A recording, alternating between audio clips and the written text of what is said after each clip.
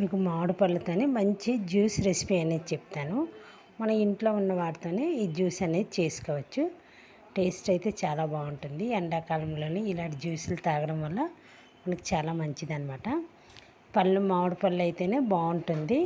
ఈ పండిన మామిడి పళ్ళు శుభ్రంగా కడిగి ఒక మిక్సీ గిన్నెలో వేసాను అనమాట. వేసి ఇందులోని యాలకుల పొడి వేసుకుంటే టేస్ట్ అనేది చాలా బాగుంటుంది.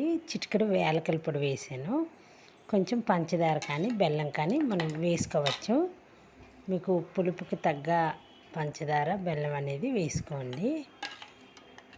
వేసిన తర్వాత ఇందులోని డ్రై ఫ్రూట్స్ అన్నీ ఉంటాయి కదా, ఏవైనా ఉంటే ఏవైనా వేసుకోవచ్చు. ఇవన్నీ వేసి మిక్సీ అనేది పట్టుకోవాలన్నమాట.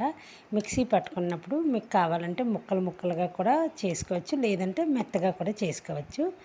ఇందులో కొంచెం కావాలంటే పాలు కూడా వేసుకోవచ్చు. వీటిని సర్వ్ చేసుకోవడమే. ఫ్రిడ్జ్లో పెట్టి తాగితే ఇంకా బాగుంటుంది.